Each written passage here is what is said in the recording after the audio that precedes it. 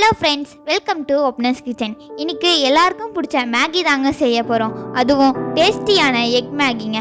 வாங்க எப்படி செய்யறதுன்னு பார்த்துடலாங்களா?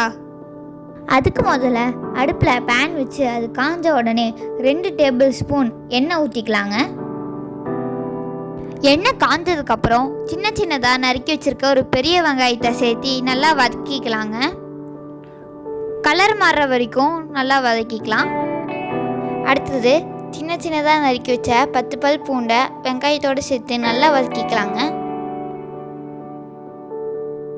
வெங்காயம் நல்லா வதங்கி வர்றதுக்காக தேவையான அளவு உப்பு சேர்த்து நல்லா வதக்கி விட்டுறலாங்க.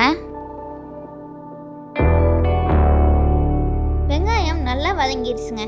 அடுத்தது சின்னதாக கட் பண்ணி வச்ச ஒரு தக்காளியை அதோடு சேர்த்து நல்லா வதக்கி விட்டுறலாங்க. அடுத்தது 1 டீஸ்பூன் காஷ்மீர் மிளகாய் தூள், 3/4 டீஸ்பூன் கரம் மசாலா, 1/4 டீஸ்பூன் மஞ்சத்தூள் சேர்த்து நல்லா வதக்கிக்கலாங்க. தக்காளி வெங்காயம் நல்லா வதங்கிருச்சுங்க. இப்போ ஒரு முட்டையை அதோட உடச்சி ஊற்றிக்கலாம். அந்த முட்டையை நல்லா வதக்கி விட்டுக்கலாம்.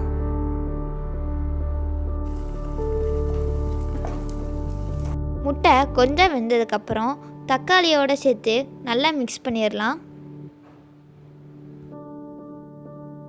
ரெண்டும் நல்லா மிக்ஸ் ஆனதுக்கப்புறம் தேவையான அளவு தண்ணி ஊற்றிக்கலாம். நான் இன்றைக்கி 1 லிட்டர் அளவான தண்ணி ஊற்றிருக்கேன். ஏன்னா நான் 2 பேக்கெட் மேகி செய்ய போகிறேன். நல்லா தண்ணி கொதிச்சு வரட்டுங்க. நல்லா கலந்து விட்டுக்கலாம். தண்ணி நல்லா கொதிச்சு வந்துருச்சு. இப்போ நாம் உடச்சி வச்சுருக்க மேகியை சேர்த்திக்கலாம்.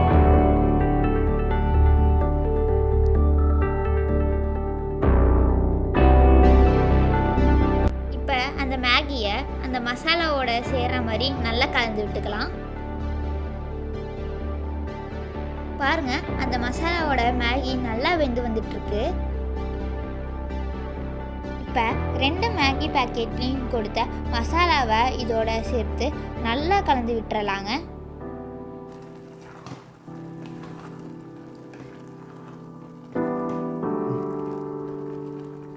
அவ்வளோதாங்க, அருமையான சுவையான எக் மேகி ரெடி ஆயிடுச்சுங்க. நீங்களும் இந்த ரெசிபியை வீட்டில் ட்ரை பண்ணி பாருங்கள், ரொம்பவே பிடிக்கும்.